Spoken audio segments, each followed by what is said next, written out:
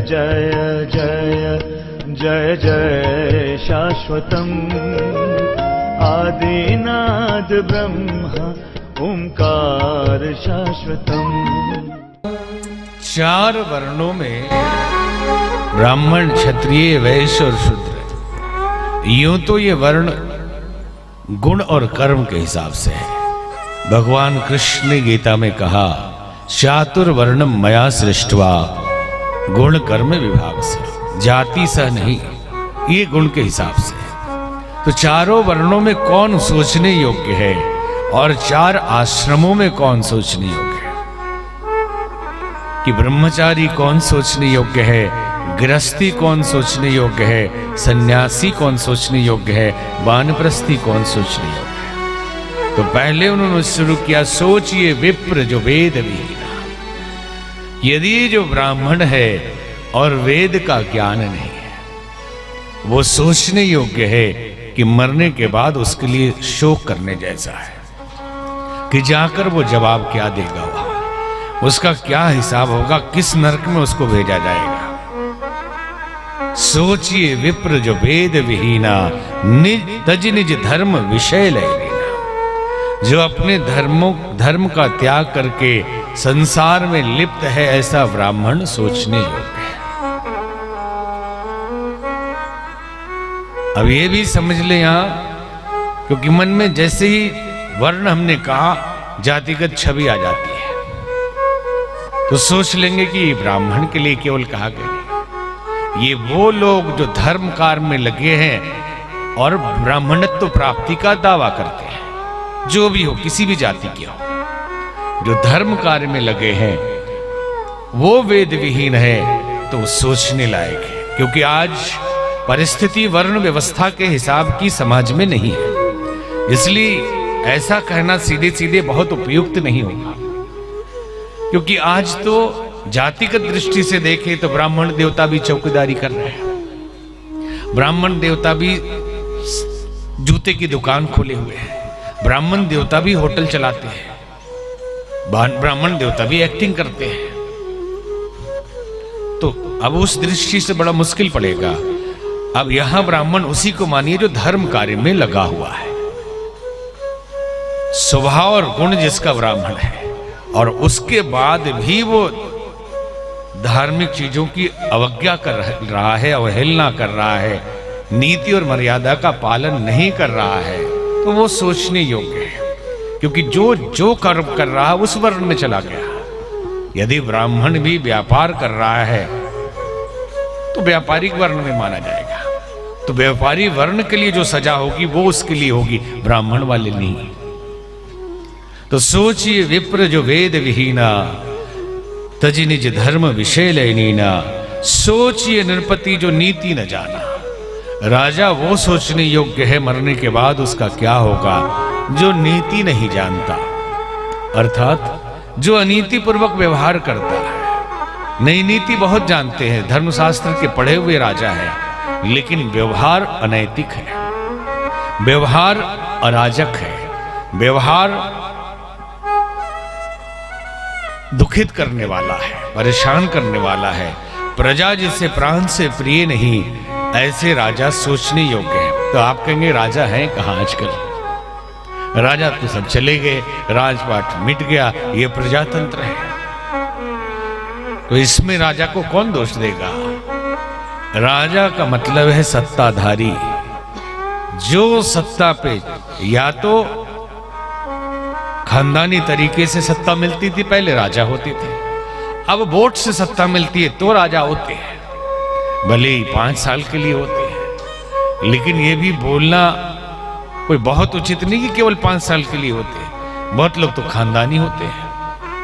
जैसे अभी इस संग में नहीं है, लेकिन मन में विचार आ गया कि आज पूरा समाज जाति के जहर से घुला हुआ है। जाति पात में हम इतने बटे हुए हैं कि कैसे समाज का उत्थान होगा, कैसे एक साथ मिलकर पूरे भारतीय और पूरे हिंदुस्तानी जी पाएंगे, बड़ा मुश्किल लगता है। कि जैसे ही मिलने की कोई कोशिश करे, सद्भाव की संभावना कोई बने, कोई राजनीतिक पार्टी एक जहर घोल देती है वोट के लिए और बांट देती है। तो इतिहास अगर पढ़ेंगे तो जातियां आई कहां से? जब सब मनु महाराज के संतान थे तो इतिहास के पीछे जाएंगे तो समझ में आता है कि जो कार्य के लिए कहते आवश्यकता आविष्कार की जननी है। आवश्यकता होती है तो हम उसका निर्माण करते हैं, आविष्कार करते हैं, वो कार्य करते हैं, कोई चीज बनाते हैं अपने सुविधा के लिए, अपने सुविधा के लिए कुछ बनाते हैं और उसी को इन्वेंशन कहते हैं, वैज्ञानिक खोज कहते हैं। और वैज्ञानिक खोज ना हो तो देहात में लोग जुगाड़ कहते हैं। देहात में जो भी काम करें हम और जरूरत पड़े तो जुगाड़ से काम चला लेते हैं। इसलिए एक बड़ा अद्भुत शब्द देहातों में प्रयोग किया जाता है, जुगाड़। ये जुगाड़ कर लीजिए, वो जुगाड़ कर लीजिए, ऐसा कर लीजिए और जुगाड़ हो जाएगा। अब तो इधर पश्चिम उत्तर प्रदेश में गाड़ी ही बना दी, बोला जुगाड़ है। तो क्या जुगाड़ है ये? तो बोले एक बोगी जैसी बनाई, उसमें पंपिंग सेट मशीन लगा दिया और पहिया लगाई और बोले कि ये बस ये ट्रैक्टर टाइप का चलेगा। ये क्या है? तो जुगाड़ है। उसका नाम क्या है? जुगाड़। तो आवश्यकता आविष्कार की जननी है। हम आविष्कार करते हैं कार्य की, जिस चीज की आवश्यकता पड़ती है। अब मान लीजिए उस जमाने में हर कार्य के लिए तो जरूरत पड़ती होगी ना, तो जरूरत पड़ी कि मिट्टी का बर्तन कौन बनाएगा? तो कोई अच्छा आदमी था जिसको ये दिमाग था कि मिट्टी से हम बना सकते हैं ऐसा, तो उसने बनाना शुरू कर दिया। था कौन? इन्हीं 4 वर्ण में से तो कोई होगा, और इन 4 से भी पहले मनु के ही तो पुत्र होगा वो। तो मिट्टी का बर्तन बनाने लगा तो बोले ये कुम्हार है। इसका बेटा आया, बेचारा दूसरी कारीगरी आया नहीं, बाप को देखकर सीख लिया, बोले बेटा भी कुम्हार है, उसका पोता भी कुम्हार है। पोता कैसे कुम्हार हो जाएगा? कारीगर तो पिताजी थे ना। अगर पोता दूसरा काम करता है तो कुम्हार कैसे हो जाएगा? नहीं होना चाहिए। तो एक जाति हो गई कुम्हार। अब केस काटना है, कैसे काटे? अपने से तो अपने से भी काट लेते हैं लोग। जैसे इंडियन लोग जो काम करते हैं अमेरिका इंग्लैंड में, हमने देखा कि पैसा बचाने के लिए वो खुद ही काट लेते हैं, या अपना काट लेंगे या आपस में एक दूसरे का काट लेंगे। तभी तो ये अमेरिका के सारे मोटेल पटेल हो गए, क्योंकि पैसा इतना बचाया, केस काटने का भी पैसा बचा लिया। हम लोग आपस में, हम भी जाते थे 20-25 साल पहले, तो देखे कि वही लोग हमारे साथियों का भी काट देते थे। तो हमने कहा भाई हम तो आपसे नहीं कटवाएंगे, भले ही हम काट देंगे 1-2 का, लेकिन हम तो सैलून में कटाएंगे। बोले $16 है।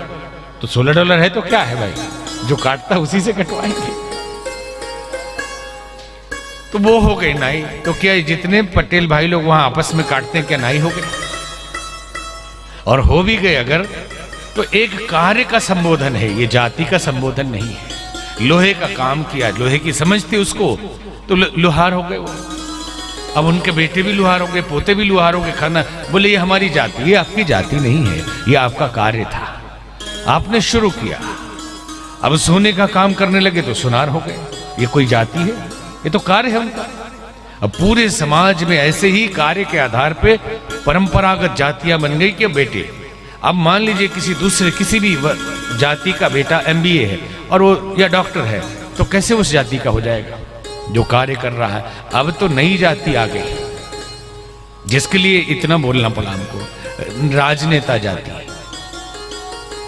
कि यदि किसी को केस कर्तन करने से उसके पुत्र को नाई कहा जा सकता है, तो किसी के बाप अगर नेता है तो बेटे को नेता क्यों नहीं कहा जाएगा? फिर कहा जाना चाहिए या नहीं? यदि किसी के बर्तन बनाने से उसके बेटे को कुम्हार कहा जा सकता है, तो किसी को इलेक्शन लड़ने से उसके बेटे को भी नेता कहना चाहिए। और आने वाले समय में यही स्थिति रही तो एक जाति होगी राजनेता जाति, और इस राजनेता जाति में भी कैटेगरी होगी।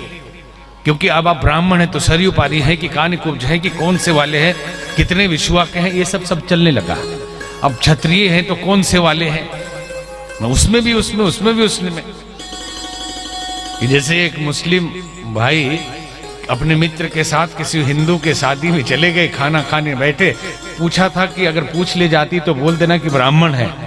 तो पूछा कि अगर कौन ब्राह्मण, पूछ लिए तो बोलना गौर ब्राह्मण है। तो चले गए, भोज में बैठे थे तो हाव भाव लगा अलग। तो बोले कि कौन है आप? तो नहीं मैं भी ब्राह्मण ही हूं।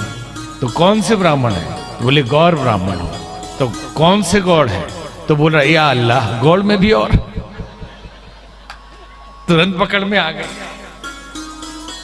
तो इसमें भी राजनीति की एक जाति हो जाएगी कि कौन से राजनेता परिवार से हैं भाई, किस जाति से है?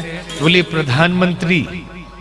इनके खानदान में सिर्फ प्रधानमंत्री के लिए ही लोग होते हैं और ये मुख्यमंत्री।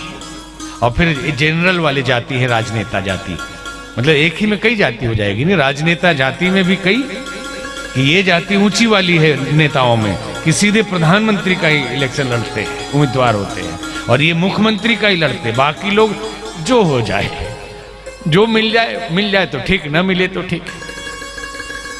तो जे ही न प्रजा प्रिय प्राण समाना, वो राजा सोचने योग्य है। तो राजा राजतंत्र नहीं, प्रजातंत्र में जो सत्ताधारी है अगर कर्तव्यों का पालन नहीं करते तो वो सोचने योग्य है।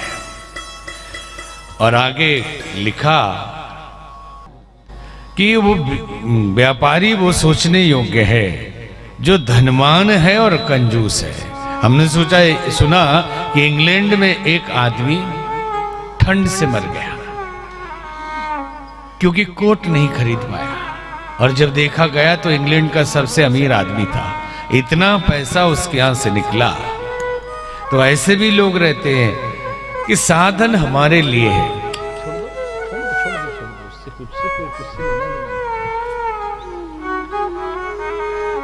सोचिए वयस्क कृपण धनवान। व्यापारी वो सोचने योग्य है कि धनवान, गरीब हो तो सोचने लायक नहीं है, लेकिन अमीर हो और कंजूस हो, कृपण हो, धनवान हो, पैसा हो लेकिन छुपा के रखे, मर गए लेकिन अपने लिए भी कोट नहीं खरीद पाए, ऐसे व्यापारी मरने के बाद सोचने लायक है। एक बार राम कथा हो रही थी, तो राम कथा त्रिवेणी सिंह जी गए उसमें चंदा के लिए, साथ में बहुत सारे लोग थे। तो एक बड़े सेठ जी के यहाँ गए, तो बोला कि इतनी बड़ी कथा हो रही है, आपका सहयोग चाहिए। बोले हाँ जरूर दूंगा, दे दिया, चेक बाउंस हो गया। जब लौट के आए सबने कहा कि आपने गलती से साइन नहीं किया इसलिए चेक बाउंस हो गया है। तो बोले कि ना ना, मैंने गलती से साइन नहीं किया, ऐसा नहीं है, जानबूझ के साइन नहीं किया। बोले क्यों? भाई मैं गुप्त दान करता हूं और अगर लिख दूंगा तो उसमें नाम आ जाएगा मेरा, इसलिए मैंने साइन नहीं किया। तो ऐसे भी गुप्त दान करने वाले होते हैं। अब एक जगह यज्ञ कराने वाले लोग पहुंचे एक सेठ जी के पास, तो सेठ जी ने एक शर्त लगा दी कि मेरी एक आंख पत्थर की है। आगे आ जाइए, है जगह इधर।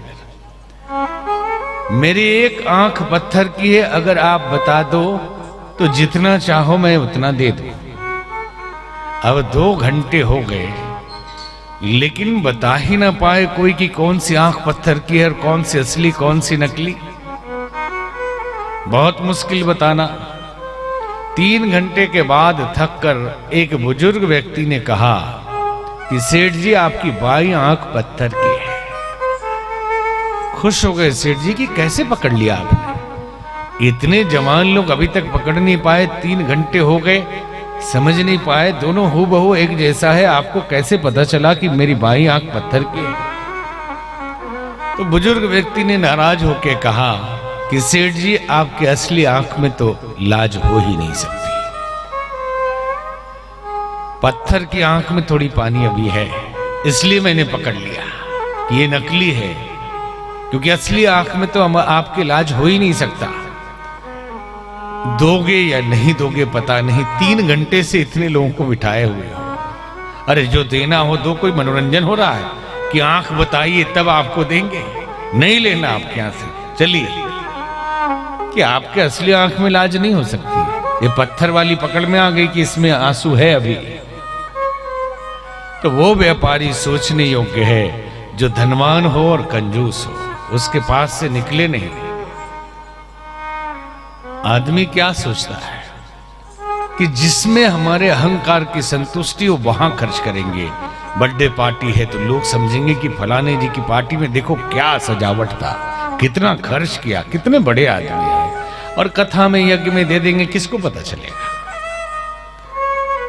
क्या फायदा होगा देने से?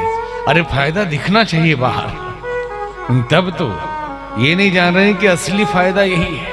वो दिखा हुआ थोड़े दिन में मिट जाएगा और मिटने के उल्टे गाली देंगे, सर ये बहुत चुरा के रखे हुए हैं, बहुत माल इसने मारा है, बेईमान आदमी होगा, नहीं तो इतना कमाया कैसे? ये समझ में नहीं आ रहा है। तो 4 वर्णों और 4 आश्रमों की व्यवस्था बताई कि ब्रह्मचारी सबके लिए लगभग ऐसा ही कि अपने कर्तव्य का पालन जो नहीं करते वो सोचने लगे। ब्रह्मचारी, गृहस्थी के लिए कहते हैं कि जो अतिथियों की सेवा न करे, धर्म मर्यादा का पालन न करे, त्याग न करे, दान न करे, वो सोचने योग्य है। और साधु सन्यासी वानप्रस्थी अपने पूजा पाठ तप ध्यान छोड़ के संसारिक बातों में लगे रहे तो वो सोचने योग्य है। सब विधि सोचिए पर अपकारी, सब विधि वो सोचने लायक है कि जिसका कोई सहयोग भी करे, लाभ भी करे, तब भी उसका कोई वो उपकार न माने। और निज तनु पोषक निर्दय भारी, सोचिए सोचनीय सब ही विधि सोई, जो न छाड़ी छल हरिजन होई। सब विधि सोचने योग्य वो है जो छल और कपट छोड़कर भगवान के भजन में नहीं लगता है, मनुष्य तन पाने के बाद भी वो सोचने योग्य है। बोली राजा रामचंद्र भगवान की जय।